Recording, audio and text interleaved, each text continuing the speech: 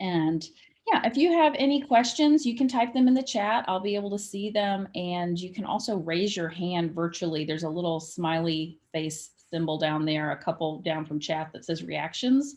And you can either give a thumbs up or clap, or I'm not sure what other reactions you have, maybe question mark. So welcome. I'm so glad that you're all here today. My name is Jill Allison Bryan. I'm going to make myself just a little bit bigger. This is so funny. And yeah, I'm a creativity coach and a life coach for multi-passionate creatives. I've been coaching since 2008. And really, I'm on a mission to do two things. Broaden the definition of what it means to live a creative life.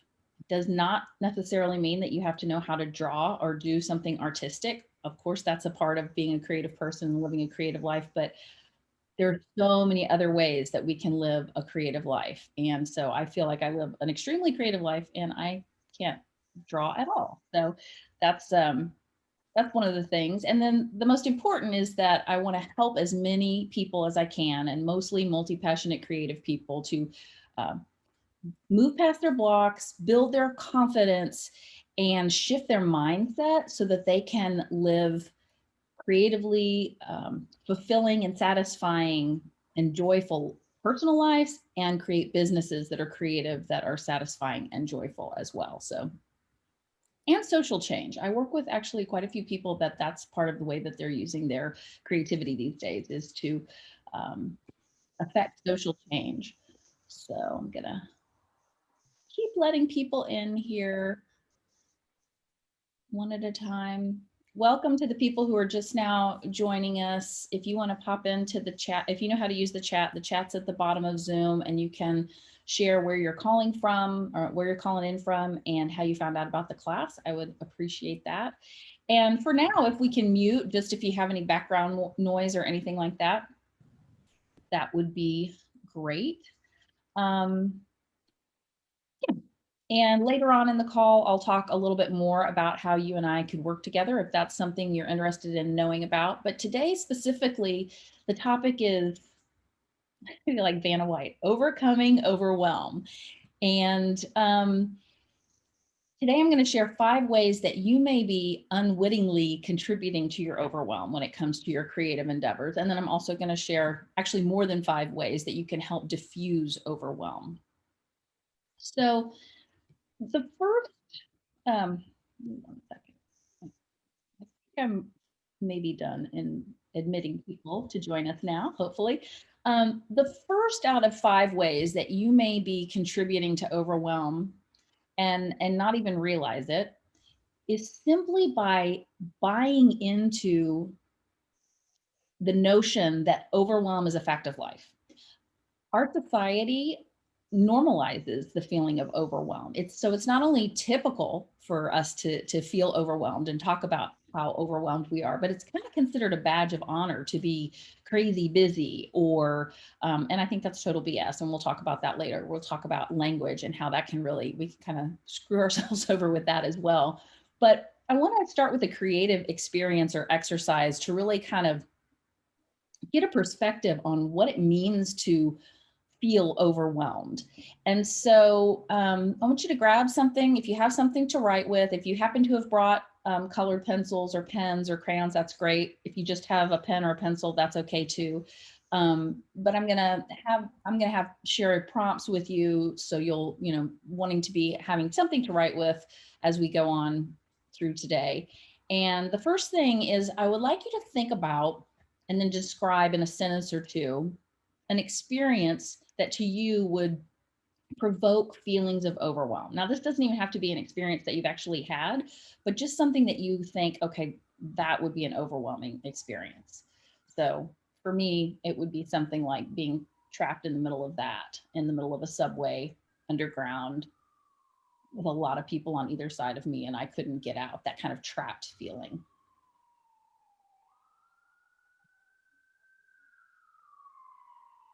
So what is overwhelm? What's an experience or an experience that would provoke overwhelm? And then secondly, what does overwhelm sound like? So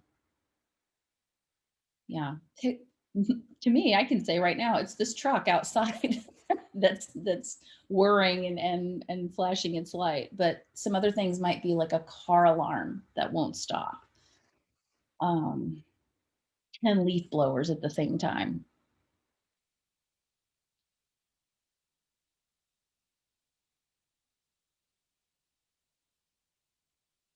Next, I want you to think about what does overwhelm feel like in your body? It's going to be a little different for everyone. For me, I think it's a tightness. Maybe my shoulders are lifting up. Can't get a good breath. Maybe a knot in my stomach or heart beating rapidly.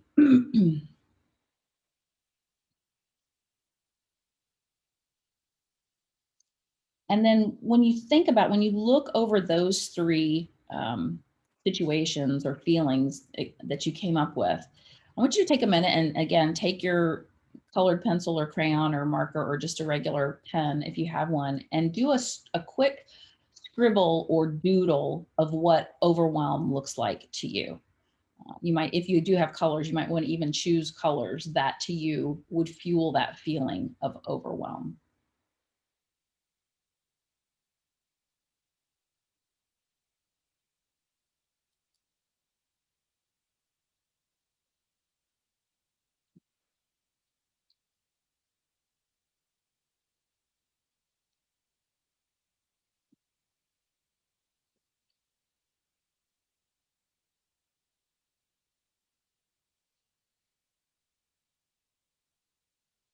If you want to show it,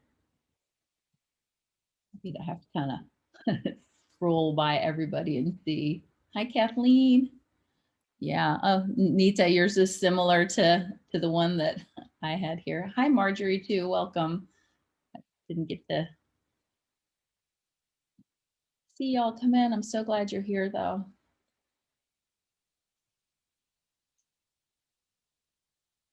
So now when you look back over your description of an experience that would be overwhelming, of what you think that would the sounds like, what that would feel like in your body, and then looking at whatever mark you made or marks that you made that represent overwhelm to you, why would we ever want to normalize these experiences? And yet we do. It's interesting because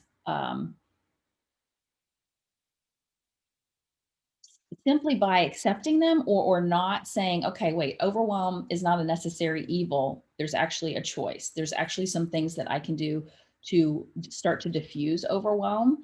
And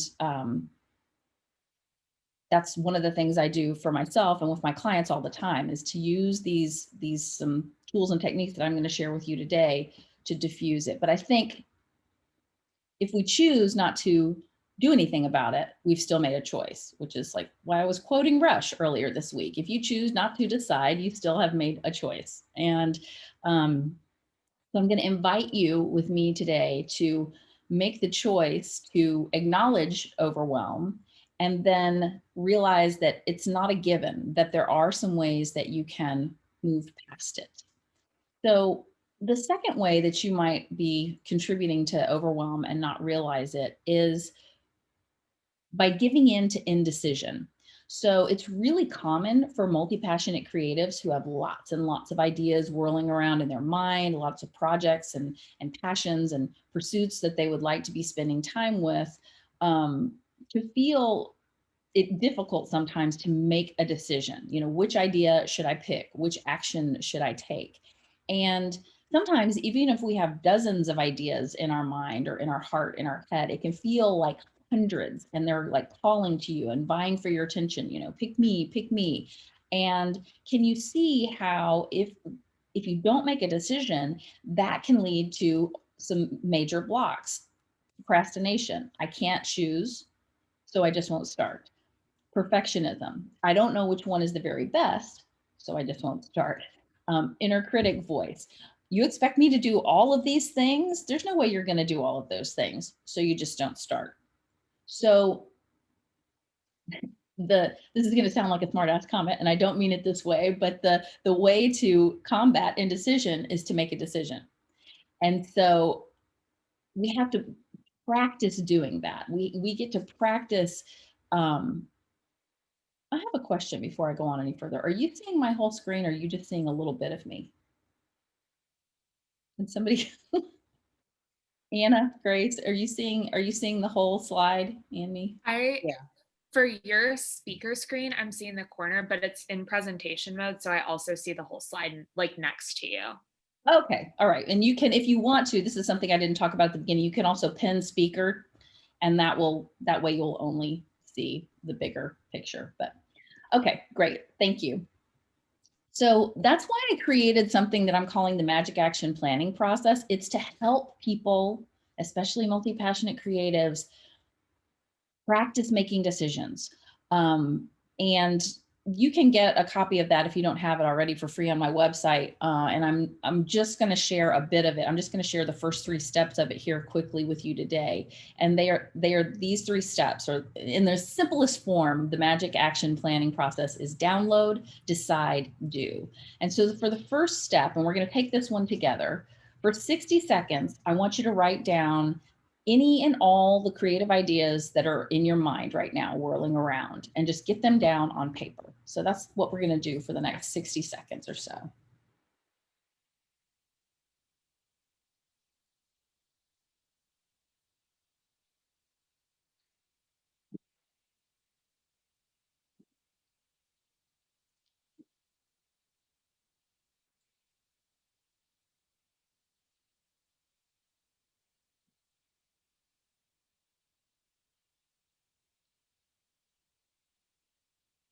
Even the even the simple act of writing it down and getting it out of your brain is a good first step towards diffusing overwhelm.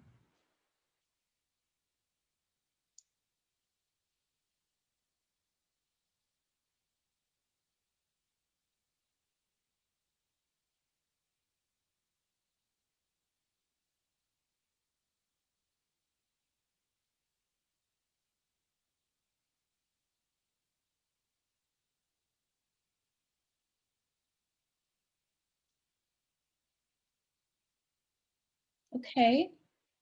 So when you can wrap up that list, you can always add to it later. But right now, the second step is to decide.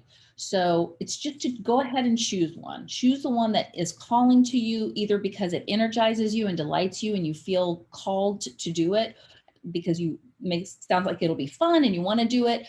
Or sometimes we're called to do something not so much because it sounds like a blast, but because we know it's the thing that needs to happen first. And that's going to open up the energy and space and time, either physical space or mental space or energy to work on something else. So I'll give you an example. When I first started working with my very first coach, like in 2006, she was a creativity coach, and I was ostensibly working with her to for my creative outlets, but my taxes were due, and I just couldn't think about anything else. It was just that was blocking me. And so we spent the first 2 weeks of coaching working on creative ways for me to get through those taxes, and then it opened up uh, my headspace and my heart space and my physical desk space, everything to move forward more quickly. So make a decision just based on that and kind of trusting your intuition. So I want to share with you these 3 reasons why, if this is an issue for you, not making decisions,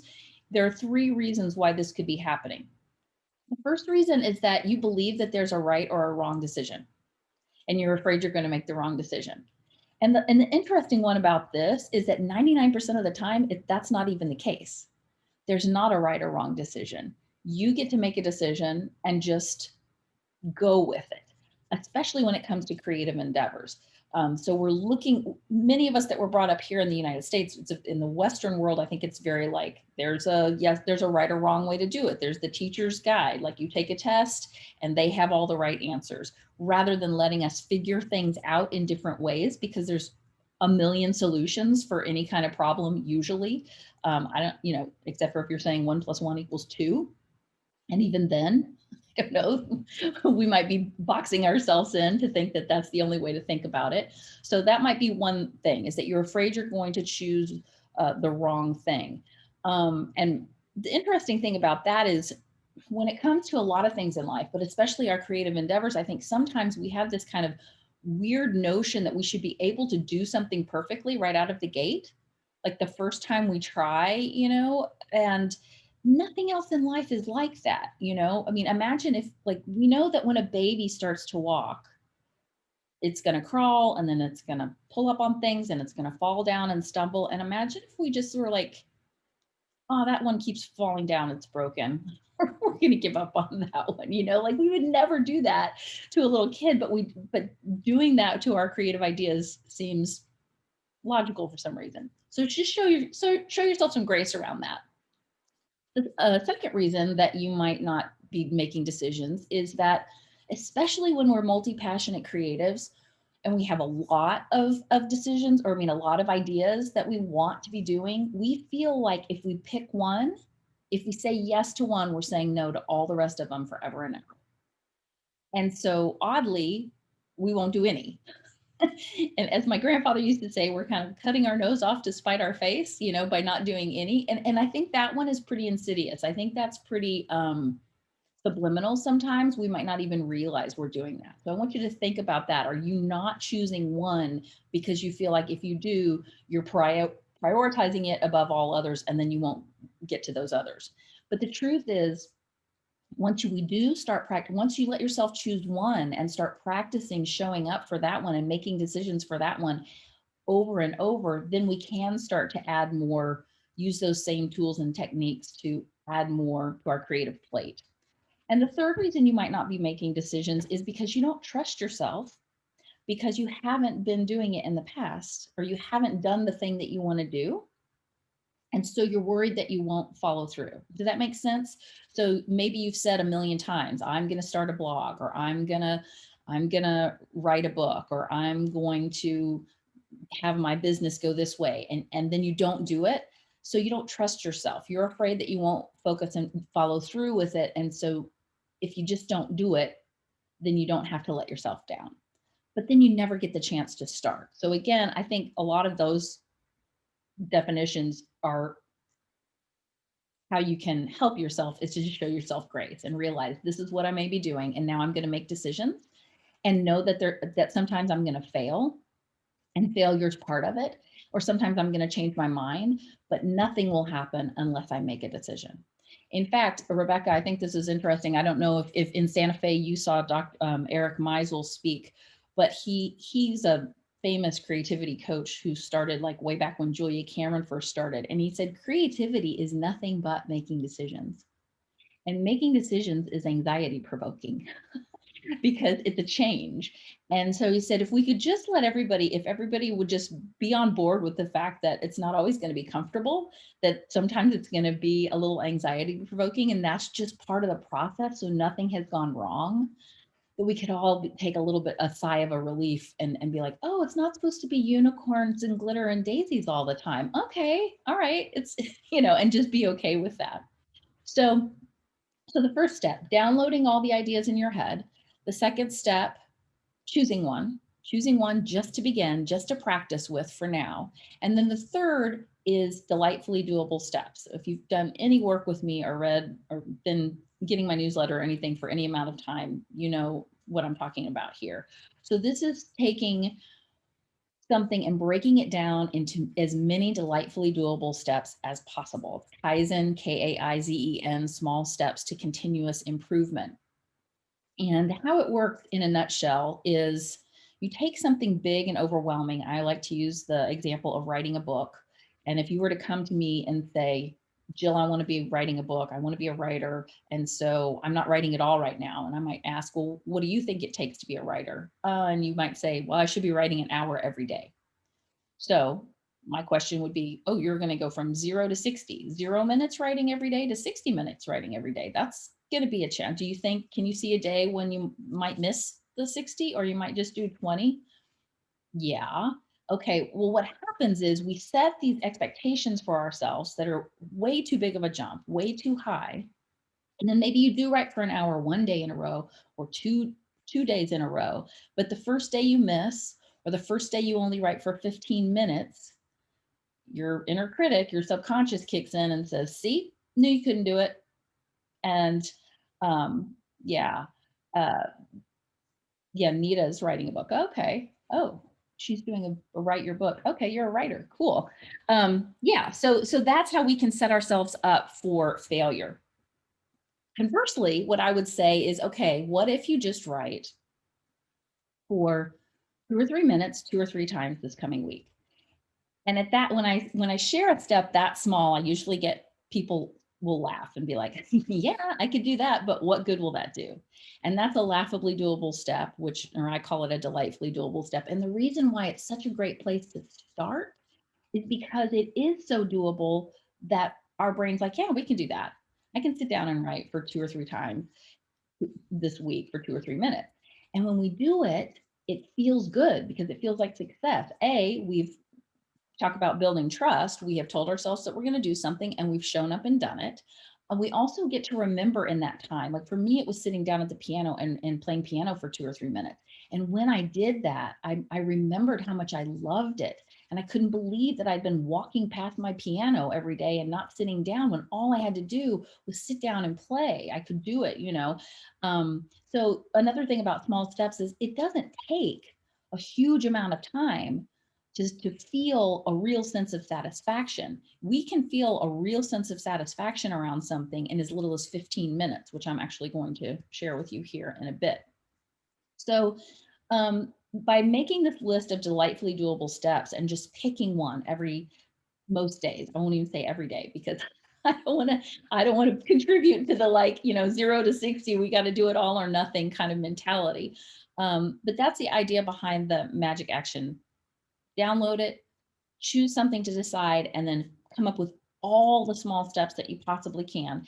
And if you ever get to a step, sometimes because we're not used to thinking about things in terms of really small steps, you might come up with a kind of open-ended step. Like, let's say you're writing a book and you research is is part of your is one of your steps.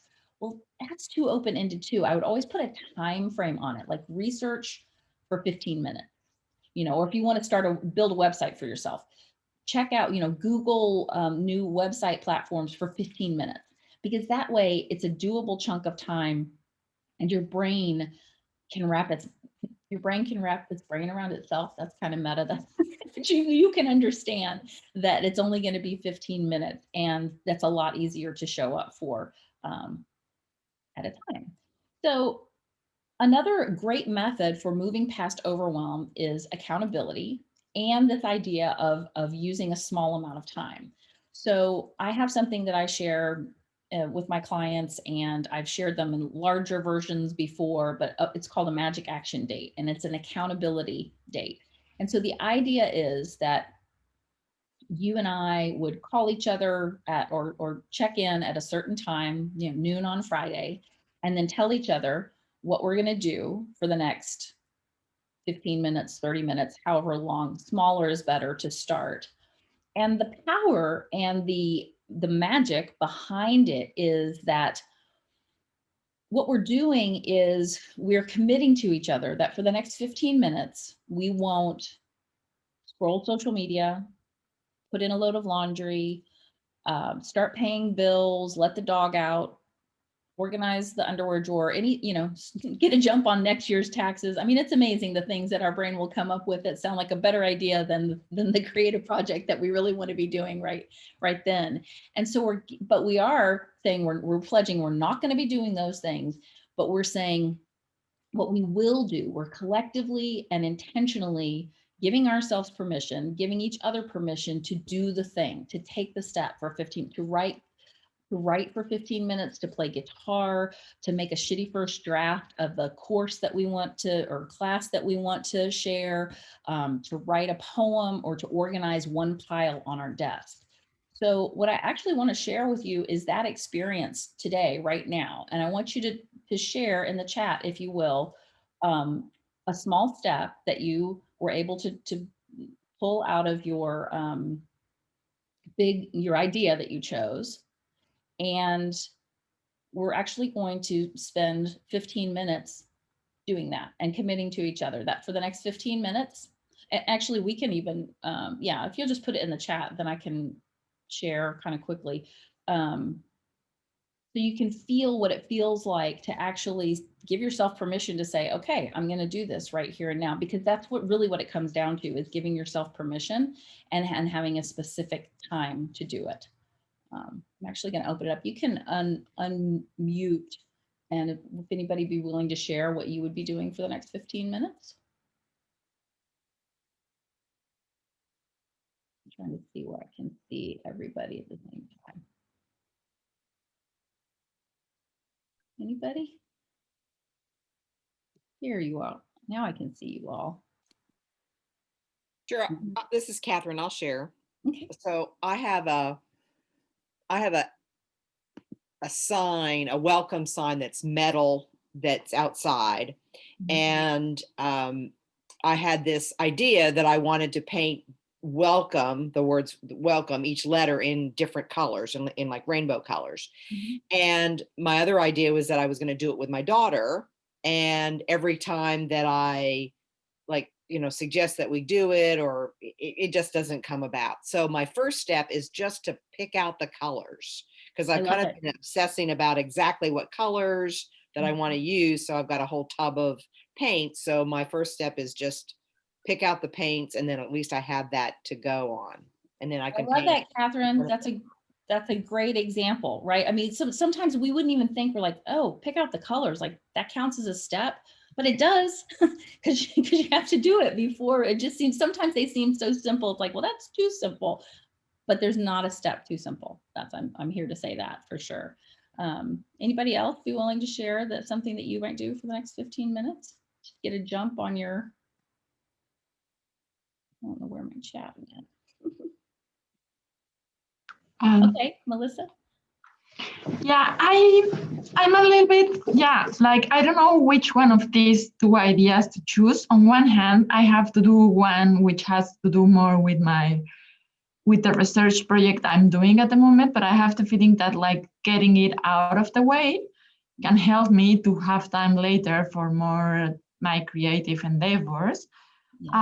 Whereas the other has to do more like with the creative plans or the creative projects, even if the other is also like something small, just like starting with it, like brainstorming it. I cannot choose between these two. Okay, so it sounds like maybe you're thinking there's a right or a wrong answer in a way, like there's one that's better to choose than the other, because either way you went would be fine. Your logic for picking the research project is great, that it would expand and give you more time and energy for the creativity later. Also, though, you could look at it like, if you choose the more creative project now, that kind of creative energy could fuel your research project. Okay. In instances like that, flip a coin. Really, because it's just really practicing making a decision and trusting yourself that was. Even another step I would say is to, once you make the choice, just tell yourself, like, hand on heart, I made the best choice. I made the best choice for me. How do I know that? Because that's the choice that I made. And that sounds like a roundabout thing, but it really is, it's true. It's just like making that, giving ourselves permission to continue to give it a try, right? And just pick something. So yeah. Okay, so what I'm gonna do is I'm gonna set a timer for 15 minutes and we'll stay muted. And I want you to take a step that you've chosen from your delightfully doable list, and let yourself spend 15 minutes enjoying it. Brenda, are you confused, or do you have a step? I should have hid my face. It shows too much. I have that same look. My head tilts like this, like a dog, and I realize I can see myself on Zoom. Just have like a. Always. Sometimes I'm like, and then I'm like, whoa. Oh. Shit. Okay, so I'm supposed to do something for 15 minutes now. Did you choose something from your creative idea download list? Oh, I had a whole lot of. I know, that was the point, right? Like, I could you mean, choose kind one? of. I mean, I don't know. I mean, mine would be that because I came up with a plan to do to print on some drapes. Mhm. And in my mind, I'm still waiting for this back ordered black ink to start it and to clean my area. But I have some black, like I could start it, Mhm. but it's something I've never done. So I'm kind of, Yeah, scared. so I mean, really the thing that I was thinking is like to just clear off this area that I'm going to need to start printing on and Yep. start. 15 minutes. Yep. So just I love get up that. and Just cleaning up for 15 minutes. And yeah, so that's kind of an example like Melissa or my taxes. It's like, you're like, well, that's not creative, but it has to happen before you can do the Yeah. other part. And I also like that you called bullshit on yourself and you're like, you do have black ink and you can just Yeah, do I it. have some. I could start it. I just don't like. I like all the printing. I like the carving and the that part, but the Mhm. printing is when it can go wrong. So then I just carve things and then don't print them. Yeah, see, because you're afraid you're going to do it wrong. Yeah, Instead of just being like, it's creative. It's yeah, going to turn out the way it's going to turn out perfectly yeah, in the way that it's supposed to turn out. And that's also like, there's not a, especially when you're talking about something like that. This is a wood block that Brenda Sanchez carved. How can it not be perfect? Like it's going to be exactly what and I it's don't supposed feel to be. that way about the carving. Like that's why I liked. You know, it's like I know that I'm learning and experimenting, so I don't feel any pressure. But for Okay. some reason, with the actual printing, I do. What if you practice then in that instance, I would say, how can I bring that same spirit of experimentation and learning new things to the actual printing part that I do to the carving part, Yeah. and just try. All right. Okay. So 15 minutes on the clock and then we'll all be muted. I'll come back and call us back in together. And I'm going to try to get over to the chat right now because I know some people have chatted to me and I can't see it, but I'm going to find it.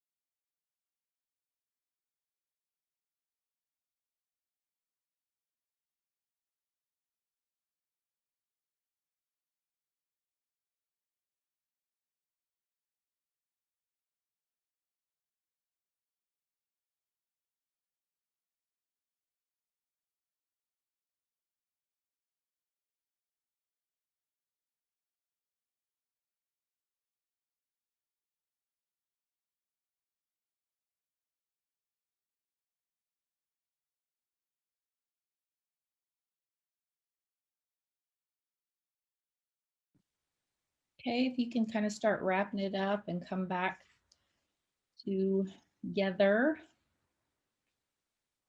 Had some people share some things in the chat. Mary Beth said that like Brenda, wanting to do the cleanup part before starting, that for Mary Beth, one of her challenges is to ever do anything after the cleanup. Like it's always like she gets that's where she spends her time doing is the prep. And so we can do that to ourselves. We can buy all the supplies, buy the courses, buy the classes, buy the supplies, but then not do anything with them. So, the challenge is that. And so what I shared with Mary Beth is like, what about tying those actions together, right? So not letting it be non-negotiable that if you spend 15 minutes cleaning up or organizing or buy 5 new supplies, that you then spend 15 minutes or some amount of time you doing the creative activity that you spent the time decluttering or organizing for. And it takes practice. That's all. And that's why I'm a big fan on like starting small. If you're not doing it at all right now, if you know that it's, first of all, great awareness that that it's a pattern for you to get stuck in the cleaning up, in the preparing part of it and not actually go further with it. Then it's just, that's why doing it for a short amount of time is so much easier than thinking that somehow you're all of a sudden going to be able to clean up for 15 minutes and then dive right into your creative endeavor for the next half an hour and it'll feel great. So really practicing with the good enough. And even things that can sound like a small step, like Rebecca said, she wanted to reach out to new client. No, what did she say? She wanted to reach out to past clients for referrals. See, now that's great, but it's nebulous. So I asked her, how could you make that, how could you break that down? How could you make that even smaller? And then she said, I'll reach out to 1 client a day. And again, I said, what about reaching out to 2 or 3 in the coming week? Just as a way to start. Like, great. If you ever build up to the fact that you're really doing something every day, that's fine. But if we're not doing it at all right now, we're just setting ourselves up for heartbreak if we expect ourselves to be able to do it all perfectly right away. And so that's why starting small, even if it was just reaching out to 1 client a week for now. And then Marjorie was wanting to tackle, she said, same kind of thing. I'll tackle the clutter in my work area for 15 minutes every day. So I said, what about 15 minutes 2 or 3 times in the coming week? Again, it's just, our brain wants us to go so fast. It like wants to be able to run the marathon. But if it can't, that's kind of the, that's where we get hung up. So I use a similar, so I would just like, if anybody would want to share how it felt like that 15 minutes, because I often feel like if I have 15, even as little as 15 minutes, but it's dedicated, and I've told myself that that's the only thing I'm going to do, that it can really feel like I've accomplished quite a bit. Would anybody be willing to share what it felt like in your 15 minutes? Yeah, Melissa. I felt very productive. Mm-hmm. Actually, for me, it happens the opposite. Like I always go against the rules, that when you told us to stop it, like I wanted to continue working. So I find it quite ironic, but yeah, I also realized, like I got into the mood, and I have been postponing this for so long. Like it was like on my calendar, like every single week. And yet it was like this type of things that were just very fast, but that were taking me a lot of like mental space without me realizing it. Well, that's the other thing that's so great about the 15-minute chunks, is that oftentimes this will happen. It's like people are like, we put it off because we don't know exactly how long it's going to take. And so our brain just fills in the gap and says, it's going to take 100 hours. That's how long it's going to take. And you don't need to worry about that. There's a lot of other things over there that you can do. And so when we tell our brain, no, okay, I'm going to do it for 15 minutes. It's like, okay, that I understand. You can do that. And then sometimes we finish it. Like, why the hell was I so freaked out? Why did I think it was going to take 5 hours? It literally took me 15 minutes. I've worked with more than one person who had a printer in the box in their office for months because printer in the box. Oh my God, that's got to take a million hours to do, you know? And so we like, what's the first step? Take it out of the box. And I'm always like, and I'm not being a smart ass. I really mean, just take it out of the box. And they're like, oh yeah, that's the first step, you know? So you're not alone. But I think, I also think, Melissa, another thing that you point out to us is that sometimes, so for me, this can happen like if I want to go run or walk, and if I really don't feel like it, I'll be like, okay, I'm just going to put on my shoes and walk around the block. That's all I have to do. And then once I'm out there, if it's nice and I'm doing it anyway, I'm like, oh, I'm going to go for 30 minutes or I'm going to go for 45 minutes, whatever I said I'm going to do. But sometimes it's just the starting. So that's the other thing that these small amounts of time can get us to do. Like with you, Melissa, you've been putting it off for all this time, get going for 15 minutes and like you're already in the flow and you're doing it. So thank you for sharing that, because that brings up some great points. Anybody else want to share what your experience was? I can't see everybody at the same time, so just unmute yourself and talk away if you want to.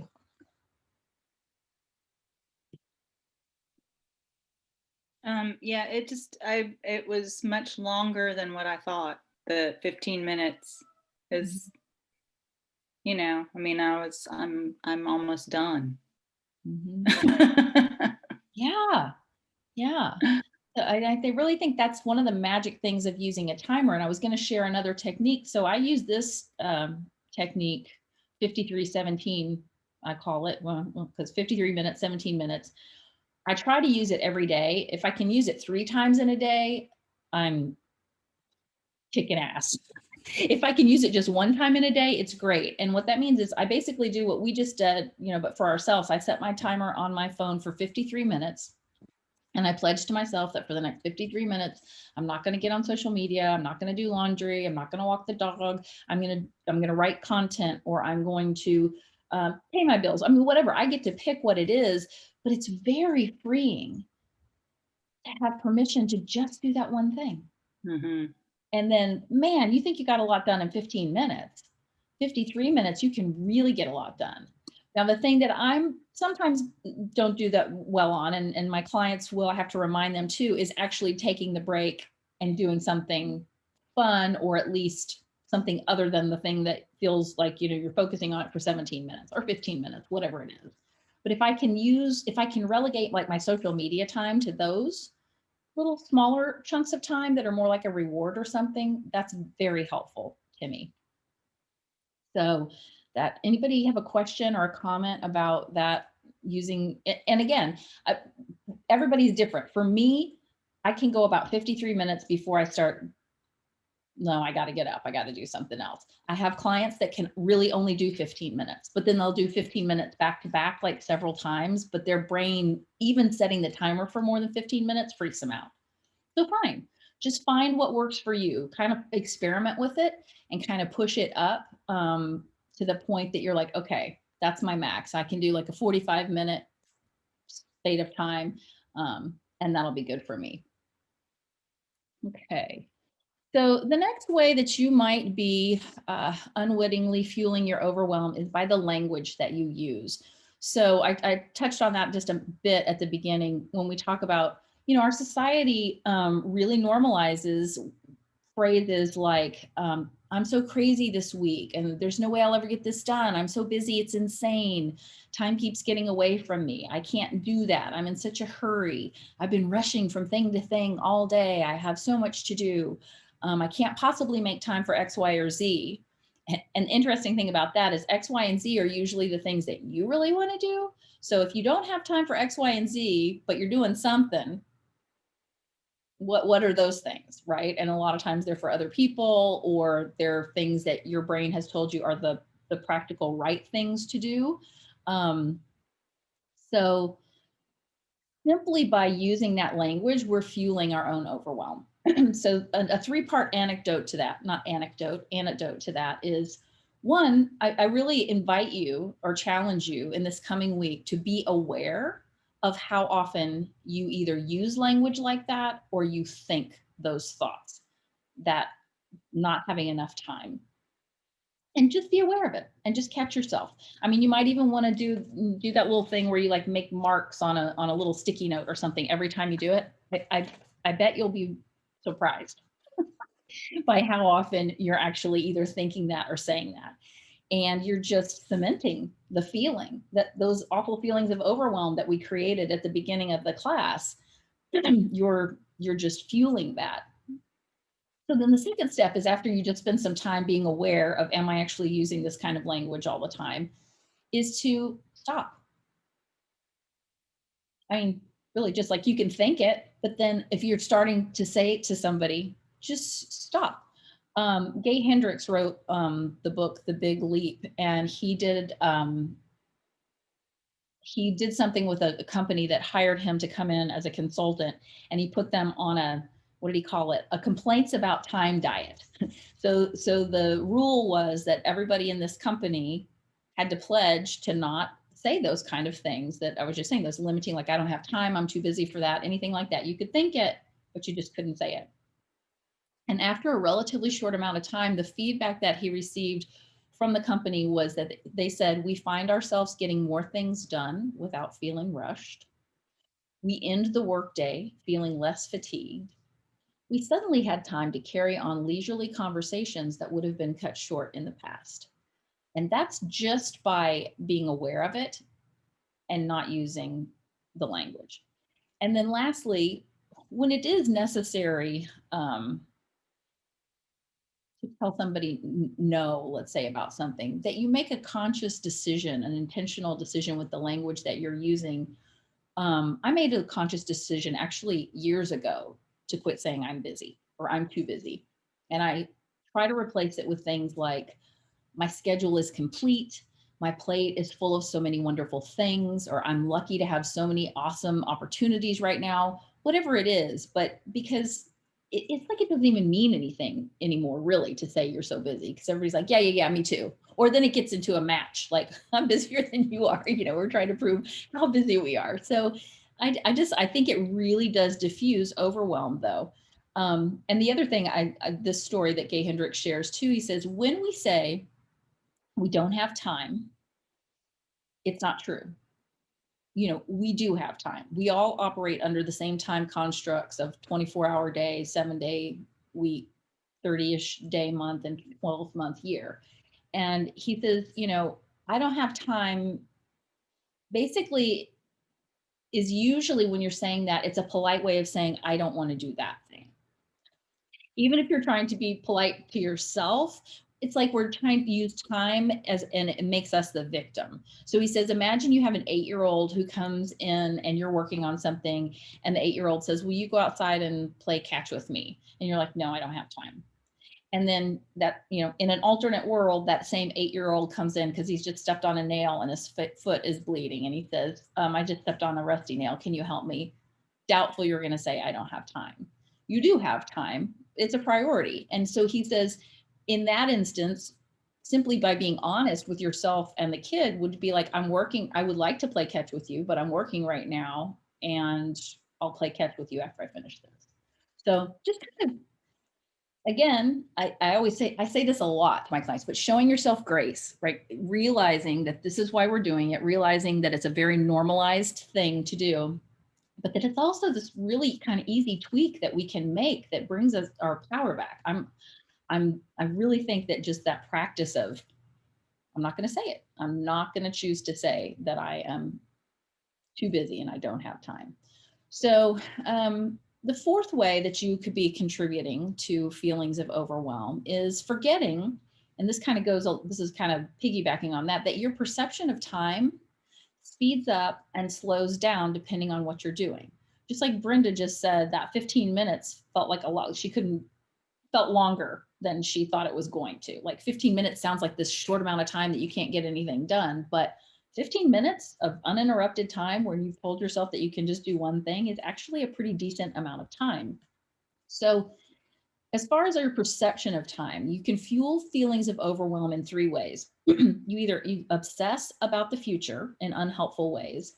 So I'll give you some examples. You could spin in mind drama about things that have not happened yet and probably won't, but why not go ahead and feel bad about them now? Like, people may never read my book. People might laugh at my art. People might not register for my course. People might not listen to my podcast. People might not purchase my jewelry. And the whole time you're thinking thoughts like that, your mind feels like it's real, like it's true. So that contributes to overwhelm. The second way is you can obsess about the present in unhelpful ways and beat yourself up. I should be writing right now, but I'm not. So I'll just feel bad about it. I should be painting right now, but I'm not. So I'll just feel bad about it. I should be creating my course, but I'm not. I should be recording my podcast, but I'm not. I should be making jewelry, but I'm not. And all those thoughts obviously have a healthy, a big dose of judgment with them. So surprise, surprise, that also feels terrible. So worrying about the future, worrying about the present, beating yourself up, or the last one you can probably guess is obsessing about the past, dwelling on things that have already happened and there's 0% chance that we can change. There's no way we can go back in time and change it, but we're going to think thoughts like, I should have finished writing this years ago. I should have started painting when I was younger. I should have created this course before COVID hit. I should have started my podcast before everybody on the planet had a podcast. I should have opened my Etsy shop before the holidays. Okay, but not helpful in any way. So again, just kind of being aware of that. Einstein's theory of relativity says that time is relative to the position of the observer who measures it. And so I want you to take a minute and just think about, for you, some instances where when you're really in the moment, time seems, well, I skipped ahead, time seems to fly. Just think of a few things that, I guess, when you're doing it, when you're really engaged in it, time seems to fly. For me, it would be playing piano and singing, writing, entertaining friends, hanging out with friends. Vacations usually feel that way. You look up and you're like, dang, it's already the last day of vacation. Time seems to fly. Another time I will say, though, I want to point to be realistic. It's not just positive feelings. It's also when we're doing a lot of things at once. So like for me, like I'm not a huge, like I don't love garage sales, but that's an example of like doing a garage sale all day is like time does fly because you're doing a lot throughout the day.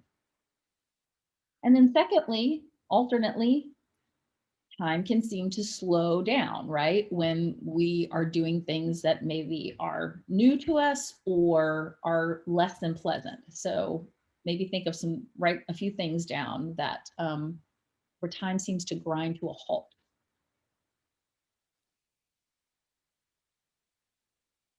For me, I had definitely sitting on a runway where the plane was supposed to have taken off like 15 minutes earlier. Waiting to hear back about medical tests,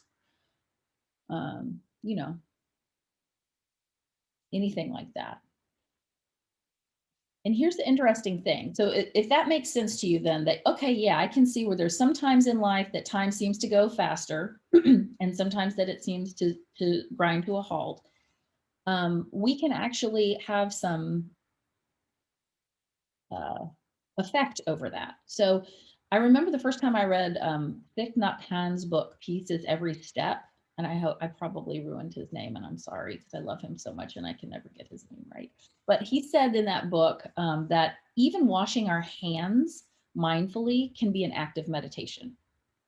So we can do anything as an act of meditation or like flowing, even if it's not an active meditation, in a way that feels less overwhelming. So this has made a huge impact on me. And actually I took his idea and I've morphed it a little bit. Sometimes I will actually literally say to myself over and over when I'm doing something, maybe not aloud if other people are around, maybe, but like right now I'm washing my hands. Like I'm washing my hands. Right now I'm cutting up vegetables for dinner. Right now I'm cutting up vegetables for dinner. Like I'll just say it over and over again. Like guess what? I can't do a load of laundry and cut up vegetables for dinner. So right now I'm cutting up vegetables for dinner. And it kind of makes me laugh, but it also reminds me of the reality of that, that I'm just torturing myself if I'm cutting vegetables for dinner and not enjoying it by thinking I should be doing something else.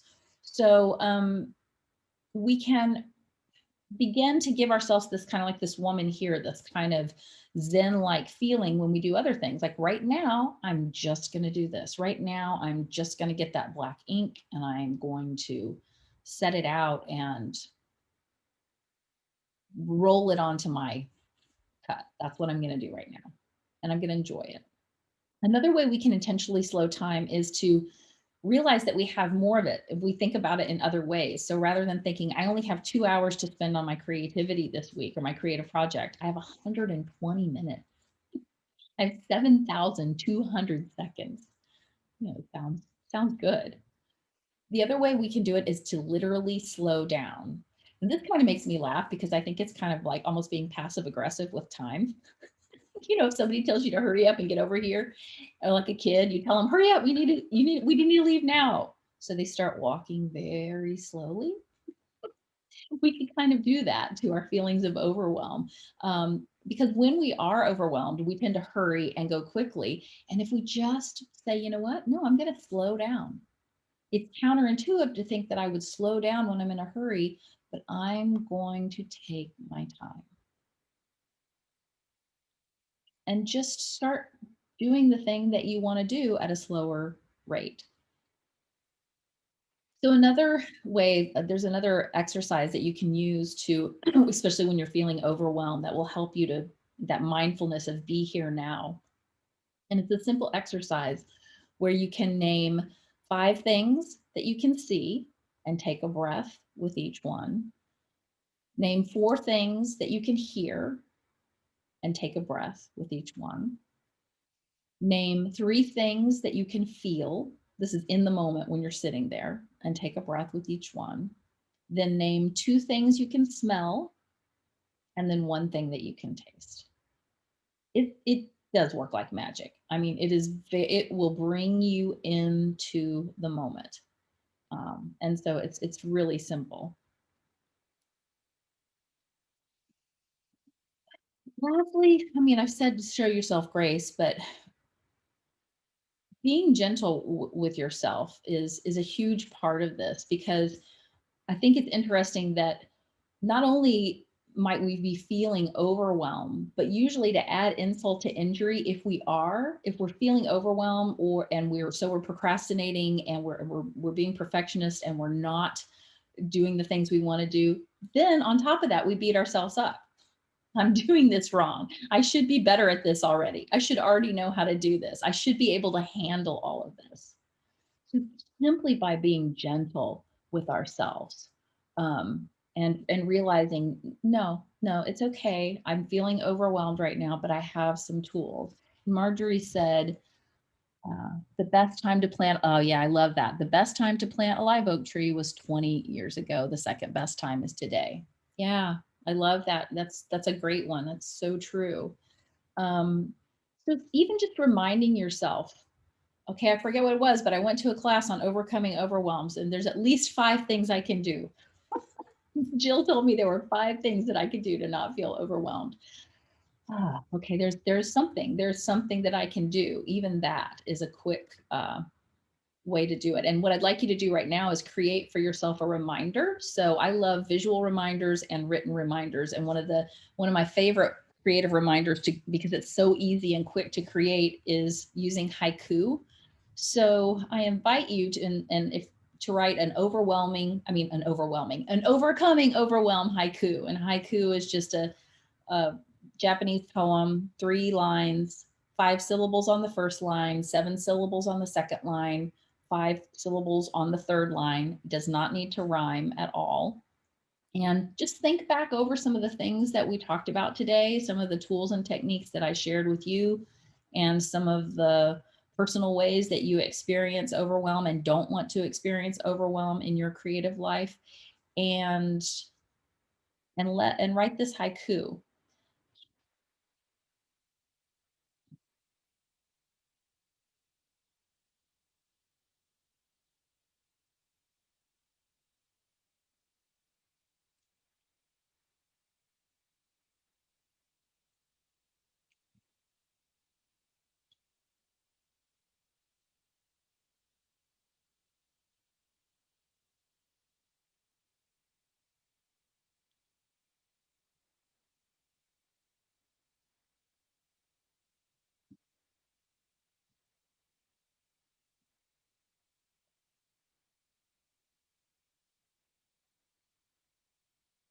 I will share mine with you, which is I do what I want. I have all the time I need to do what I want.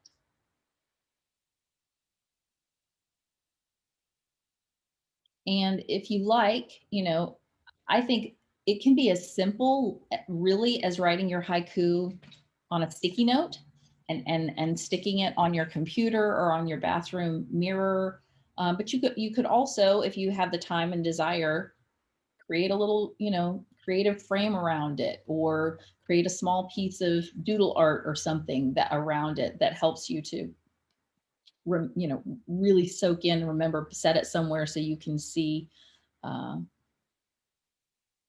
as that reminder that you do have options, that overwhelm is not a necessary evil, that there are things that you can do to move past it.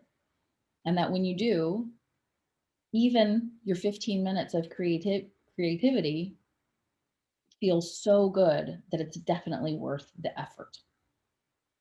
So I think many times I use this analogy with my clients a lot. Every thought we have, every idea we have, if we let them just kind of tangle up into each other until they become this big, I visualize it in my head as a big rubber band ball of thoughts and procrastination thoughts, perfectionism thoughts, inner critic thoughts. So it's hard to tell where one starts and where the other ends, because sometimes I'll get on a call with somebody and I'll be like, well, and then this went wrong and this went wrong and I don't have time to do this and this. And it's like they want to fuel the fire and just make it the ball bigger and bigger and bigger. So when we stop, and this is one of the things that I help them to do, is to pull out one rubber band at a time. So that's another way that we can really move past overwhelm, is to realize I can't effectively deal with all of these things that are in my head at the same time. So why not just take the top rubber band off, look at it, see if I want to do something with it now or throw it away. Because sometimes when we really look at it, the thought or the thing that's holding them back, they decide they don't even want it there. It's just that it's become such a conglomeration of worries and thoughts that it's grown and grown. So so much better to take off one thought at a time, instead of lugging around this big, huge, anxiety provoking, stress inducing rubber band ball of thoughts. Does anybody have any comments or ahas or anything that you would like to share that landed right with you today that might help somebody else? I would think that's one of the things about sharing, is we hear somebody else say it and we're like, oh yeah, I'm not the only one. And somebody else has a way to deal with this as well. That's helpful. Yeah. One of the things that that I wrote down is that part of being gentle with myself is not creating too many expectations for myself. And so, just, each day, I expect that I might do this today or whatever, but maybe just changing it around and saying, I'm grateful I get to do this today. And then not beating myself up if I don't do it that particular day. Yeah. So that's part of being gentle with myself. I agree. I think it's a lowering expectations. And it always makes me laugh when I say that, because I think about the old Saturday Night Live, lowered expectations. Some of you are too young to know what I'm talking about, but those women of a certain age who like Saturday Night Live will know what I'm talking, Jack Handy or whatever it was, is that it really is helpful to us, because our expectations are usually for Superwoman. They're not even like, we have expectations for Wonder Woman rather than like a human woman, person, human. Right. And so by lowering them, we start to get to an actually doable human level, but we're still probably really making it a little higher than it could be. So I love that idea of intentionally saying, okay, how can I lower the expectations? And then combining that with being gentle with yourself. I love that. And Kathleen, I was going to share, Kathleen picked for her 15 minutes, she was reading. And I can't tell you how many people that I work with that's one of the things that slipped away for them that they want to bring back into their life is reading. And I think this is why, where is it? It's disappearing. It's my magic phone. There's my phone. Yeah.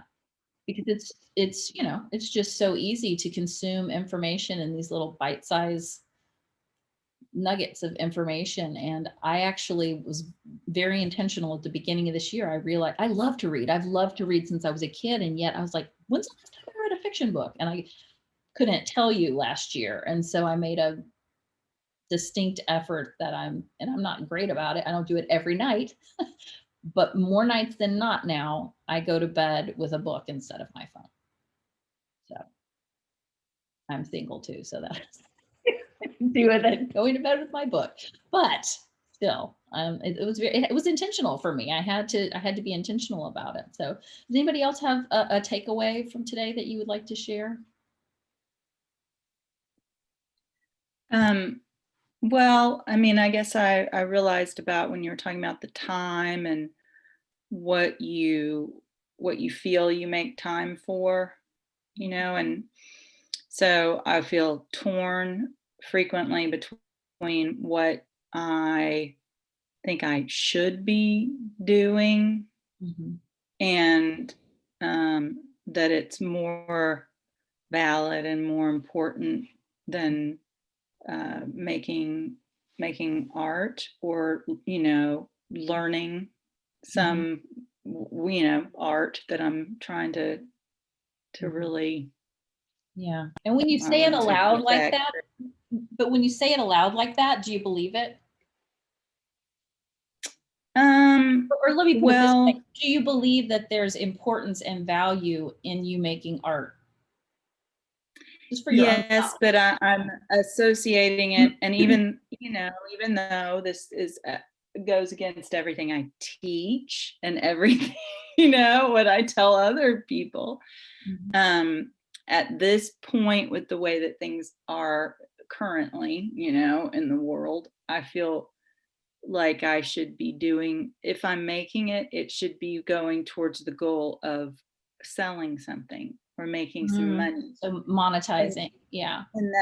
and that um stops me Yeah. from, Isn't that interesting? Because then even if we want that to be the goal, we're not going to do it because we, maybe it's not going to be good enough for me to sell, or, you know, yeah. that sort of thing. Like I'm Yeah. just, it's better if I make it just because I want to, you know, and I want to learn what I'm doing, and I want to, you know, it's the same if you're, and I would find this when I was teaching, as if somebody was going to make it for someone. I'm going to make this for a present. And Yeah. then they just shut down, Yeah. you know, and that's what I do. And I think I'm going to make this to sell. Right. Yeah. So that's a common block, definitely. And that's one of the reasons I work with people, is to help them move past those blocks, because we're retraining our brains, right? Because we've been thinking these thoughts, these for our default thoughts for so many years usually. And that's what can stop us. But I will tell you this, it is possible to retrain your brain and to making decisions. A lot of the things that we talked about today are the way to start. Making the decisions that there's not a right or wrong way to do this. I'm going to do this. Doing a good enough job, you know, doing it good enough, trying it, not saying, okay, I have to make it. It has to be perfect. I have to sell it for the best amount of money. Just like, no, I'm going to make something and sell it, you know, to start. I'm going to make what's a simple thing I can do. And I mean, I know you've done that. So just sometimes what worked in the past, and looking at those things and trying to move forward with that. Yeah, because our brains, God love them. They can be awesome and they can be not so awesome. So actually, that's what I want to end on this. I told you earlier today that I would share with you. If you're interested, I have something that I call a Creative Oasis Clarity Call. And we'll spend an hour together, one-on-one, on the phone, examining where you are on your personal journey, what blocks are keeping you from doing the things that you want to, what's holding you back, and the possibilities of choosing something different, because it really does come down to a choice. If you choose that you want to do something different, it's available to you. So we would talk about what that would look like and how we might work together. So I'm going to send you something. Whoops! I'm going to send you a follow-up with a link to, if you would like to book a clarity call. I'll actually put it here in the chat right now to everyone. And I guess now you're all on my, you'll receive emails if you want to continue. And just every time you receive one of those, if you can even have that be a reminder of what's possible, maybe even look back over the haiku, look back over your notes from today that you were able to get in touch with what overwhelm looked like, but then also what's available to you on the other side of that. I will say I understand overwhelm, and I like to tell people it's not that I don't deal with perfectionism and procrastination and overwhelm and inner critic anymore, but now I have the tools to move past it. If I had let those things stop me over the past 10 years, then I wouldn't be where I am right now. So I say that as a message of hope, that it really is, anything that you want to do is available to you to do. And it really does come down to deciding that you want to do that, and to look for the ways to make that change. You're all beautiful, creative spirits. I know for a fact, if you want to think about it this way, Brenda, that the world will be a better place when y'all start saying yes to your creative endeavors more frequently. I know that without a shadow of a doubt. And that's one of my biggest motivators for continuing to do what I do, is that I want to help you all share your light, share your creativity with the world. It's varied, it's beautiful, and God knows the world needs it right now. So I want to thank you all so much for spending an hour and a half with me today. That's a gift. There's nothing more precious than time, and I appreciate you sharing your time with me. And if you have any questions after this, feel free to reach out to me directly. And that is it. I appreciate it. And I will see you all next time, and hopefully in person sooner than later. I miss hugs so much. Bye. Thanks for coming, everybody. Thank you so much, Jill. Bye. Bye. Bye, Sam. Bye, Anna Grace. Bye-bye.